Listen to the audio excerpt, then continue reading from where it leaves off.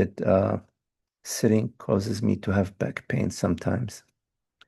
So when physical pain takes me into identification with form, is a challenge to know that all is well with the identification with form in that moment. No, identification and all is well don't go together. All is well means you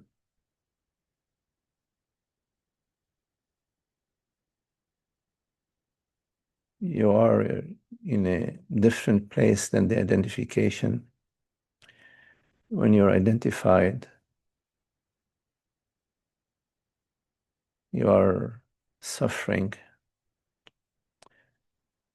The pain is not just pain, it's a personal pain. There is an identification with the pain, there is a resistance with the pain, there is a story around the pain, there is a me story in identification. Now, there is such a thing as pain, which is just a physiological manifestation. The body is sort of being uncomfortable, telling you to take care of. There's no identification in that. There is a noticing the pain, and as a result of that, maybe acting, changing your position, lying down, doing some stretching, taking a bath, maybe a massage, or uh, getting some physical therapy. But there is just taking care of the vehicle, you're just taking care of the body, you're taking care of your vehicle, like your car, needs an oil change or needs a car wash or needs to check the air, the tires. So if the sitting is giving you a recurrent back pain, you need to explore a different way of sitting. And, I don't know, or not sitting. You can do meditation walking, or you can do meditation uh, in nature,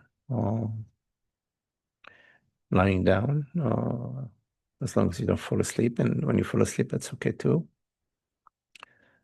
Uh, so you say physical pain takes me into identification with form. No, it doesn't need to.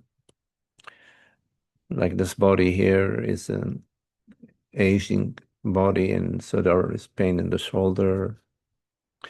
Uh, but there's no need for identification. It's okay. The thought arises that maybe need to do an MRI or to just do some PT just to. So these sorts of concerns and taking care of the body do not necessarily refer to identification. You follow, Glenda? Um, so it's okay if you're noticing the pain. I mean, that's the smart thing to do. The body is sort of is knocking on your door saying, hey, my back is hurting, my neck is hurting, whatever. Oh,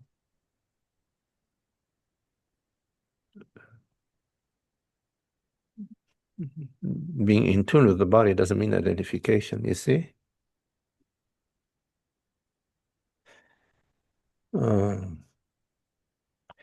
identification with the body is I am the body. See, I am Glenda. Glenda is the name of the body.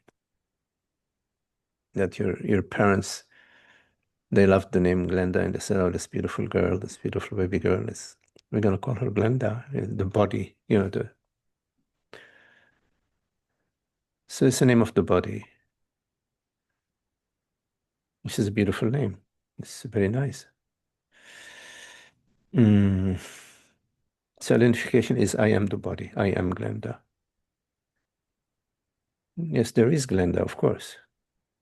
There is Magdi. There is a body. And, we're the manager of the body. So you're managing Glenda, taking care of Glenda's health, the inner uh, sensations and feelings and peace for Glenda, and developing skills in life for Glenda to the body to survive in a comfortable way. Yeah, it's very good. Like we put our car in the garage so it doesn't get exposed to the weather, and it's the same way, we don't need to identify with our car or our house or our children. No, we care for them. We love them. We're gentle. We're caring.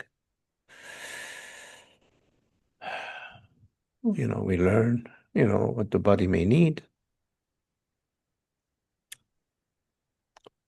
So we try to be good managers of the body.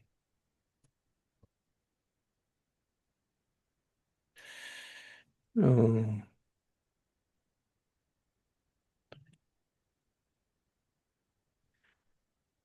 all is well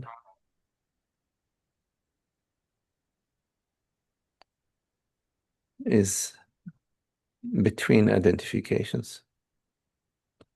When you are undefended, when you are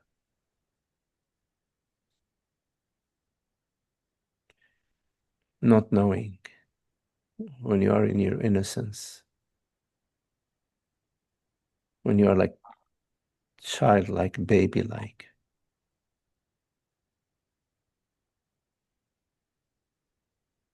when there is the understanding that you are the reality which perceives right now. Go to it right now. Right now, go to that which perceives, the perceiving aspect. There are sounds you're hearing. There are perceptions you're perceiving. But you are the perceiving aspect, the perceiver. And the perceiver, you, is not perceived. You follow? You perceive your hand, but you are invisible. The hand is visible, it appears to you, but you, that which perceives, is invisible. The hand is a form. All forms are visible, are experienced, but that which perceives is not a form. That which perceives you is that which perceives, is not perceived as an object. When we are worried, we're worried about I as an object. What's going to happen to me when the object dies? Because you're identified with the object. What's going to happen to me when I die? You don't die, the object dies. The hand disappears. You cut off the hand, there's no hand. But you don't disappear when the hand disappears. You meaning the reality which perceives. So the more you realize, I am that formless self, you're already in the right direction towards all is well. Continue to navigate towards the full understanding that I refers to awareness, to being, not to Glenda. That's an important aspect of the awakening. The other aspect of the awakening is to explore the emotions, the reactivities, which arise in your life, in situations at home, in situations at work, in situations with the world. The body has stored a certain reflex reactions, the spontaneous reactions of defending, blaming, aggressing, denying, whatever, and they appear in your emotive state. Your nervous system gets stirred up. So there's work to be done also to soothe and to heal the nervous system, to bring some balance and peace within the emotional body and the nervous body. And that's life presents you challenges. We could say opportunities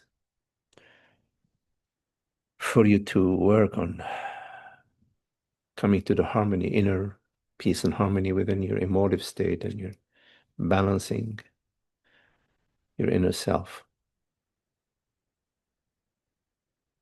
It can be challenging at times, especially in relationships, because you're you're not alone. You're being met with certain behavior, certain input that keeps triggering you, and these triggers are rising to the surface uh, for you to sort of explore them and liberate them, and bring harmony within your emotional body. So yeah, that's the is the path of understanding and awakening to your reality as this formless awareness. And there is the healing of the body mind in the emotional body, and the slowing down of your patterns within your body. You can do that. It's available to us because we're the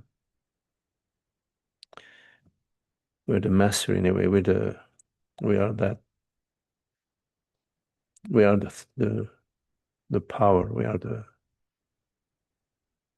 ultimate doer, not as Glenda, but as I, as being, as awareness. So the more you bring awareness forth in your experience, rather than just focusing on the experience, you bring awareness as well. This, then you're able to view rather than being swept by the experience. You follow? Yes. Okay, that's good.